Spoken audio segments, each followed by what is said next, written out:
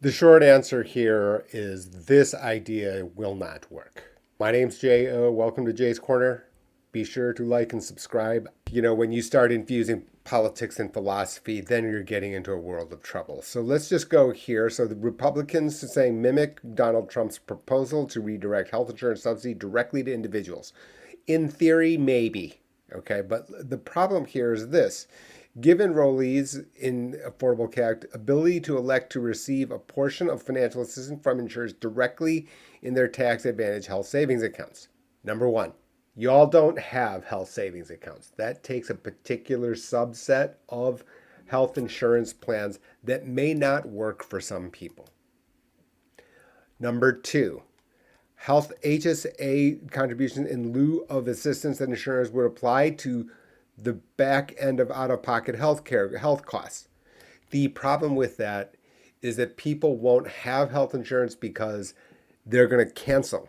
They can't afford the premium, which is the upfront cost to even have health insurance.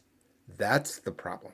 This here says, okay, the money goes into this HSA account, maybe, and only when you incur healthcare costs do you, in fact, have these extra funds. That doesn't work if you don't have health insurance because you can't afford the monthly premium. So, right out of the gate, it has problems. Now, are there possible ways to tweak the rules could be modified to this type of account where the money can be used towards premium? That's possible. That is possible. So I don't want to say that it's impossible. That said, that's not that different than what you have today. Even this is problematic, right? Let's just say you gave $2,000 to every person. Well, now who are you actually helping? There's a way to tweak this, which is to call this instead HRA.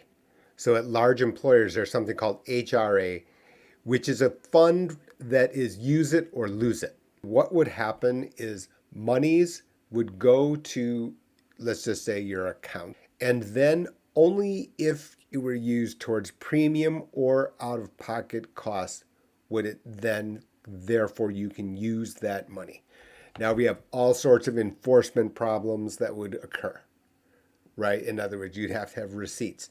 So what would end up happening here is the only way for this to work is if there were an electronic linkage between, let's just call it, uh, you know, Anthem, whatever your health carrier is, that the money comes directly from the stated account directly to Anthem in order to do that, or directly to the healthcare provider, meaning your doctor, a hospital, right? That only those providers would be able to allow to set up an account to verify this fact. Otherwise, you're going to have people buying Doritos, right, at Walgreens with this money. That's the problem here. That's why you need to have this linkage to attach this. There are going to be other implications here because you have to administer, okay, who gets how much and why. And now there's all sorts of other equity problems here under that construct. So by no means, we're dealing with very, very imperfect information here. That said, let me also complete this final few minutes. I'm trying to not make these, 30 minutes. We don't have a society that will listen for 30 minutes. This does nothing to change the fundamental healthcare cost problem. For that, you would need wide, sweeping changes, a silver bullet that simply doesn't exist.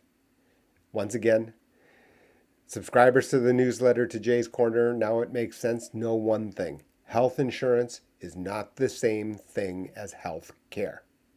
Health care is what my late beloved father used to practice as a physician. What I'm describing is a financial contract. That's health insurance. These are not the same thing. The problem here is that what we have is people conflating them either because they don't know the difference or they do know the difference and are trying to bias your opinion based to basically bend your opinion to their politics or their philosophy. Those are distractions for consumers. Distractions. I'm here to try to describe these contracts so that we can get you to the best spot. Note, I didn't say that executing, that crossing the finish line should be done by yourself. I definitely don't think that. We've not even come close to the idea of how you actually apply, how you actually get the advanced premium tax credit, right? Those are extra steps. That's also not even talking about which plan may be best for you and your family, most efficient for you. Be sure to like and subscribe if you've got something from today. Liking and subscribing spreads the news so that they can have accurate information.